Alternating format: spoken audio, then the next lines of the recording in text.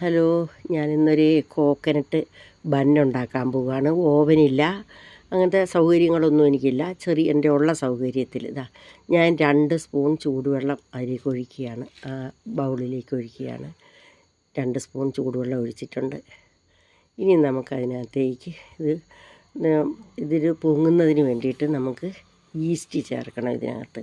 East എന്ന് പറഞ്ഞാൽ ഒത്തിരി ഈസ്റ്റൊന്നും ചേർക്കുന്നില്ല. ഞാൻ കുറച്ച് ഈസ്റ്റേ ചേർക്കുന്നുള്ളൂ, ഒരുപാട് ഇതൊന്നും ചേർക്കുന്നില്ല. അതുകൊണ്ട് ഒരു കുറച്ച് ഈസ്റ്റ് എന്ന് വെച്ചാൽ ഒരു 1/4 ടീസ്പൂൺ ഈസ്റ്റ് കണ്ടോ, കണ്ടോ 1/4 സ്പൂണേ ഉള്ളൂ. ഇത്ര ഈസ്റ്റ് ഞാൻ ചേർക്കുന്നുള്ളൂ. അങ്ങനെ കണ്ടമാനം പൊങ്ങിയില്ലെങ്കിലും കുഴപ്പമില്ല. ഈസ്റ്റ് ഒരുപാട് ഉപയോഗിക്കുമ്പോൾ ഈസ്റ്റിൻ്റെ സ്മെല്ല് ഇത് ഉപയോഗിക്കുമ്പോൾ അവർക്ക് പറ്റത്തില്ല, ആർക്കും പറ്റത്തില്ല. അത് കാരണം ഞാൻ ഈസ്റ്റ് തീരെ കുറച്ചിട്ടാണ് ഇതിനിടുന്നത്. ഒരു 1/4 ടീസ്പൂണേ ഇടുന്നുള്ളൂ. അതുപോലെ തന്നെ ഞാനൊരു 1/4 കപ്പ് പാൽ ഒഴിക്കുന്നുണ്ട്. 1/4 കപ്പേ ഉള്ളൂ കേട്ടോ. 1/4 കപ്പ് പാൽ ഒഴിച്ചിട്ടുണ്ട്. നല്ല കട്ടിപ്പാലാണ് കേട്ടോ. 1/4 കപ്പ് പാൽ ഒഴിച്ചിട്ടുണ്ട്.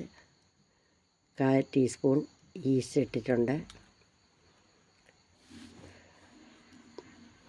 2 ടീസ്പൂണാണ് ഞാൻ ചൂടുവെള്ളം ഒഴിച്ചേക്കുന്നത്. പാലിനും ചെറിയ ചൂടുള്ള പാലാണ് കേട്ടോ. ചെറിയ ചൂടുള്ള പാൽ ചേർക്കണം. ഈസ്റ്റ് ഞാൻ മനഃപൂർവ്വം കുറച്ചിരിക്കുകയാണ്. ഈസ്റ്റ് ഒത്തിരി വേണ്ട. ഞാനിനി അതിലേക്ക് പഞ്ചസാര ചേർക്കുക കേട്ടോ. 1 2 കുറച്ച് മധുരം ചേർക്കുന്നുള്ളൂ. ഒരു 2.5 സ്പൂൺ കണക്കാക്കി, മുകളിലോട്ട് നിറച്ചിട്ടില്ല. അത് കാരണമാണ് ഞാൻ 2.5 ഇത് നിറച്ചിട്ടില്ലാത്തതുകൊണ്ടാണ് 2.25 ആക്കിയത്. 2 സ്പൂണേ കറക്റ്റിന് ആ പഞ്ചസാര ഉണ്ടാവുള്ളൂ, നിറച്ച് മുകളിലോട്ടുള്ള അളക്കുമ്പോൾ. അപ്പോൾ ഞാനത് കുറച്ചിട്ടതാണ്.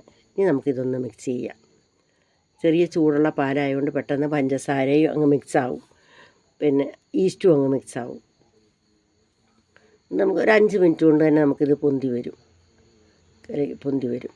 അപ്പം നമുക്ക് ഇങ്ങനെ പൊന്താൻ ഞാൻ കൂടുതൽ നേരം വയ്ക്കുന്നൊന്നുമില്ല. ഇത് പെട്ടെന്ന് തന്നെ ശരിയാക്കുകയാണ്. പക്ഷേ നല്ല സോഫ്റ്റ് ആയിരിക്കും. ഞാൻ മുമ്പ് ഇത് ഉണ്ടാക്കി പരീക്ഷിച്ചിട്ടുള്ളതാണ്. ഇതിപ്പോൾ ഉണ്ടാക്കാൻ കാരണം എന്താണെന്ന് വെച്ച് കഴിഞ്ഞാൽ, എൻ്റെ കൊച്ചുമോൾ പറഞ്ഞ് അവൾക്ക് തേങ്ങ വെച്ച ബന്ന് വേണമെന്ന് പറഞ്ഞു. അവൾ ഗർഭിണിയാണ്. അപ്പോൾ അത് അങ്ങനെ ഞാൻ കടയിൽ ചെന്നപ്പോൾ കടയിൽ അതില്ലായിരുന്നു. അപ്പം ഞാൻ സ്വന്തമായിട്ട് ഉണ്ടാക്കി കൊടുക്കാമെന്ന് കരുതിയിട്ടാണ് ഞാൻ ചെയ്യുന്നത്. ഒരു മുട്ട പൊട്ടിച്ചൊരു ചെറിയ ബൗളിനകത്തേക്ക് അടിക്കുന്നു. പക്ഷേ ഈ മുട്ടയുടെ ഫുള്ളും ഞാൻ എടുക്കത്തില്ല.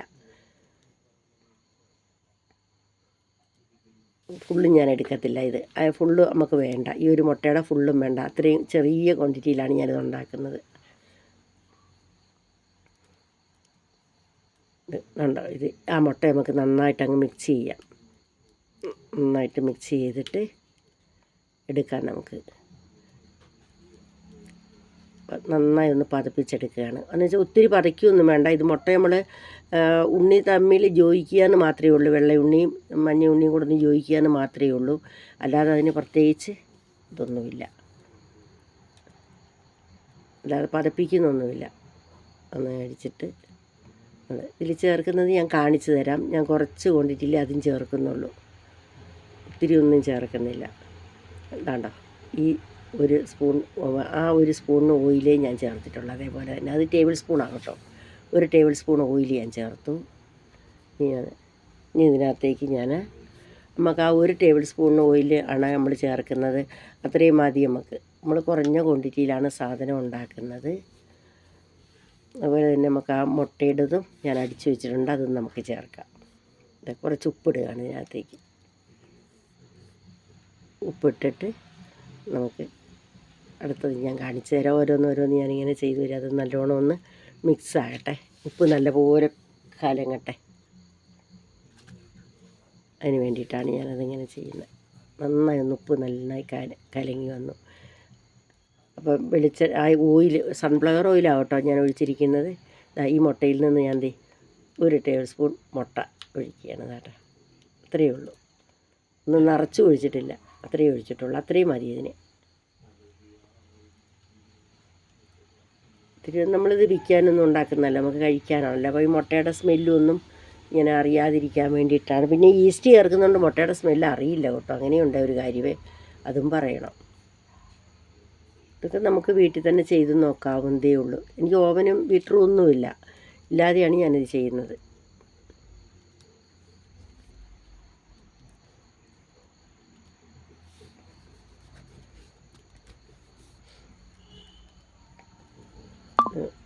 നമുക്ക് അടുത്തത് ഇനി നമുക്ക് ഇതിനകത്തേക്ക് മൈദപ്പൊടി ഇടണം. മൈദപ്പൊടി നമ്മളൊരു 1.25 കപ്പോളം മൈദപ്പൊടി ഇടുന്നുള്ളൂ കേട്ടോ. ഒരു കപ്പ്, ഒരു 1/4 കപ്പും കൂടെ ഇടാം നമുക്ക്. അതിൻ്റെ ആവശ്യമുള്ളൂ. ഇത്രയും സാധനത്തിന് അത്രയും ഇത് മതി. ഒരു 1/4 കപ്പ് തന്നെ ഇല്ല, അത്രയും ഞാൻ ചേർത്തിട്ടുള്ളൂ. കാരണം ഇനി നമ്മളിതിങ്ങനെ ഇതാക്കുന്ന സമയത്ത്, പരത്തുന്ന സമയത്ത് നമുക്കതിൽ പിന്നെ മൈദപ്പൊടി ചേരും. അപ്പോൾ ആ 1/4 കപ്പിന് നമുക്ക് 1/2 കപ്പ് ആക്കാൻ വേണ്ടി, 1/4 കപ്പ് തികച്ചാകാൻ വേണ്ടിയിട്ട് നമുക്ക് അന്നേരം നമ്മൾ കുഴയ്ക്കുന്ന സമയത്ത് ഇത് നന്നായി കുഴയ്ക്കണം കേട്ടോ. ഒരു 10 മിനിറ്റെങ്കിലും ഇത് നന്നായി കുഴച്ച് ശരിയാക്കി എടുക്കണം. ഇത് എന്നാലേ ഇത് അയഞ്ഞ് വരുള്ളൂ. നന്നായി അയഞ്ഞ് വരണം ഇത്. നമുക്ക് ഇച്ചിരി എണ്ണ കയ്യിൽ തൂത്തിട്ട് കണ്ടോ, ഞാനിത് ശരിയാക്കി വെച്ചു നന്നാക്കി. ഇനിയിപ്പോൾ ഇത് ഡബിളായി വരും. ഞാൻ നല്ലപോലെ കുഴച്ചിട്ടുണ്ട്. ഒരു 10 മിനിറ്റ് കുഴച്ചിട്ടുണ്ട്. കുഴച്ചതിന് ശേഷം ഞാൻ അങ്ങനെ വെച്ചാൽ എണ്ണയും തൂത്ത് വെച്ചിട്ടുണ്ട്. ഇത് ഡബിളായി വരണം. ഞാനൊരു ബട്ടർ പേപ്പർ ഇട്ടിട്ട് നല്ലോണം മൂടി വെക്കുകയാണ്. ഇതിൻ്റെ പുറത്തേക്ക് ഞാനൊരു വെയിറ്റ് വെച്ചങ്ങ് വയ്ക്കുക. അത് ഇനി നമുക്ക് ഇതിനകത്ത് ഫില്ലിങ് വെക്കണം. ഫില്ലിങ് ചെയ്യാൻ വേണ്ടിയിട്ട് ഞാൻ ചെയ്യാണ്. 1 സ്പൂൺ നെയ്യ്. ഈ നെയ്യ് ഞാൻ തന്നെ ഉണ്ടാക്കിയ നെയ്യാണ് കേട്ടോ.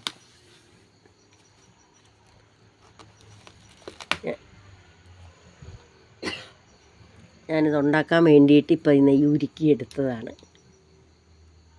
തേങ്ങയാണത്, കുറച്ച് തേങ്ങ. ഇതിന് ഫില്ലിങ് വെക്കാൻ വേണ്ടിയിട്ടാണേ. തേങ്ങ ആ നെയ്ക്കകത്തേക്ക് ആ തേങ്ങ ഇട്ടിട്ട് ഒന്ന് ചൂടാക്കിയെടുത്ത്, അതിന് ഒത്തിരി വറുക്കൊന്നും വേണ്ട. വെറുതെ നമുക്ക് ആ വെള്ളമയം, നമ്മൾ തേങ്ങ പൊട്ടിക്കുന്ന സമയത്ത് ആ വെള്ളമയം ഉണ്ടായിരിക്കാൻ വേണ്ടി അത് ഒന്ന് ഇളക്കിയിട്ട് ആ വെള്ളമയം അങ്ങ് മാറി. അപ്പോൾ ഞാനതിലേക്ക് ഒരു 1.5 സ്പൂൺ പഞ്ചസാര ഇട്ടു. 1.5 ടേബിൾ സ്പൂൺ ആട്ടോ പഞ്ചസാര ഇട്ടേക്കുന്നത്. ഞാനത് മറ്റു സാധനമൊന്നും ചേർക്കുന്നില്ല. ഒരു ശകലം ചെറിയും ഒരു 2 ഏലയ്ക്ക ഒന്ന് ചതച്ചതും മാത്രമേ ഇതിനകത്ത് ചേർക്കുന്നുള്ളൂ.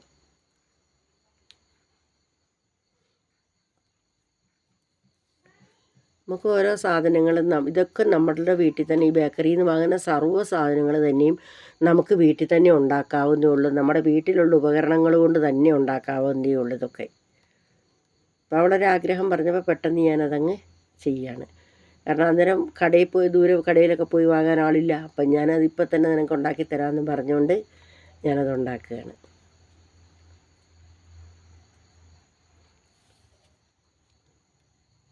എല്ലാ സാധനവും നോക്കാം. ചെറിയ കേട്ടോ, ഞാൻ ചെറുതായിട്ട് അരിഞ്ഞെടുത്തതാണ് ചെറി.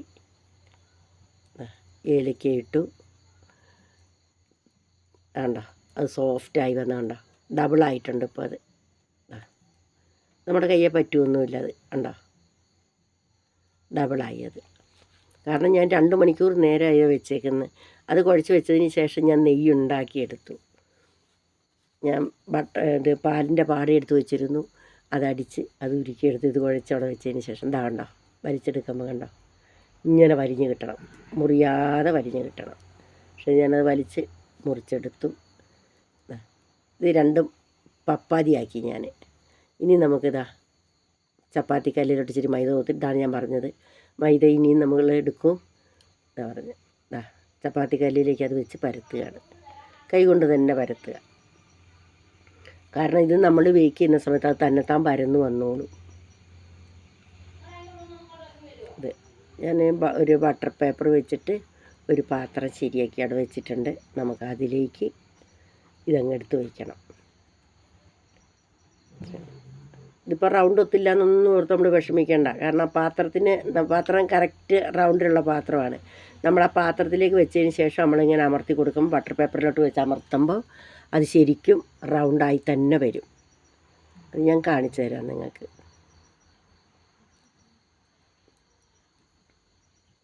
ഇപ്പോൾ റൗണ്ടായില്ല എന്നോർത്ത് നമ്മൾ വിഷമിക്കേണ്ട. അതെടുത്തിട്ട് നമുക്ക് ബട്ടർ പേപ്പർ കണ്ടോ, ഇതിൽ വെച്ചിട്ട് പിന്നെ നമ്മളിത് ഇങ്ങനെ അങ്ങ് അമർത്തി കൊടുത്താൽ മതി.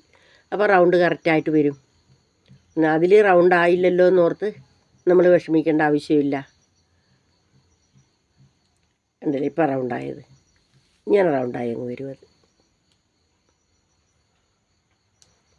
ബട്ടർ പേപ്പറിൽ ഞാൻ ബട്ടർ തേച്ചിട്ടാണ് വെച്ചിട്ട് നെയ്യ് തേച്ചതിന് ശേഷമാണ് വെച്ചിരിക്കുന്നത്. ഇനി നമുക്ക് ഇതിനകത്തേക്ക് ആ ഫില്ലിങ് അങ്ങ് വെച്ച് കൊടുക്കാം. ഞാൻ റെഡിയാക്കി വെച്ചിരിക്കുന്നത് നെയ്ക്കകത്ത് തേങ്ങയും പഞ്ചസാരയും ചെറിയെല്ലാം കൂടി ഏലക്കൊക്കെ ചേർത്ത് നന്നായി വെള്ളം വറ്റിച്ച് വൃത്തിയാക്കി വെച്ചതാണിത്. കാരണം അല്ലെങ്കിൽ പഞ്ചസാര അങ്ങനെ തന്നെ ഇടരുത്, അപ്പോൾ അത് ഉരുകി അലിഞ്ഞിറങ്ങും. അങ്ങനെ ചെയ്യരുത്. ഇതിനാണ് നമ്മളിങ്ങനെ ചെയ്യുന്നത്. കണ്ട, ഇത് മുറിക്കുമ്പോൾ നല്ലൊരു ഭംഗിയാണ് ഇത് കാണാൻ.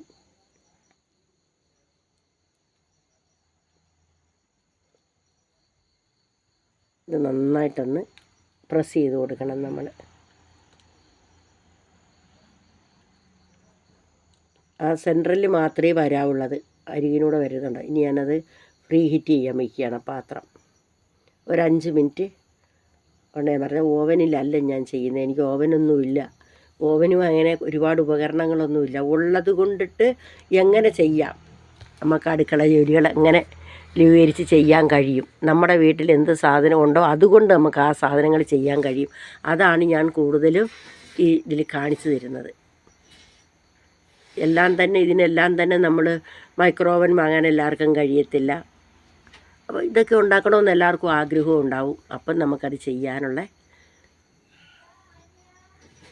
ഒരു മെത്തേഡാണ് ഞാൻ കാണിച്ചു തരുന്നത്. അപ്പം നിങ്ങളെല്ലാവരും ചെയ്തൊക്കെ നോക്കണം കേട്ടോ. സബ്സ്ക്രൈബ് ചെയ്യാത്തവർ സബ്സ്ക്രൈബ് ചെയ്യണം, ലൈക്ക് ചെയ്യണം, ഷെയർ ചെയ്യണം, കമൻറ്റ് ചെയ്യണം. അങ്ങനെ എൻ്റെ ചാനൽ ഉയർന്നു പോകാൻ വേണ്ടി നിങ്ങളെല്ലാവരുടെയും സഹായ സഹകരണങ്ങൾ വേണം. ഇതെടുത്ത് ഇനി നമുക്ക് അതിലേക്ക് തന്നെ അങ്ങ് വെക്കാം. അതാണ്ടോ, അങ്ങോട്ടങ്ങ് വെച്ച് അങ്ങനെ തന്നെ നമ്മൾ അതിൻ്റെ അരികാണ് നമ്മൾ. പിന്നെ ആ സെൻറ്റർ നമ്മൾ അമർത്തരുത്. ഈ അരികിനൂടെ നമ്മളിങ്ങനെ പ്രസ് ചെയ്ത് കൊടുക്കണം.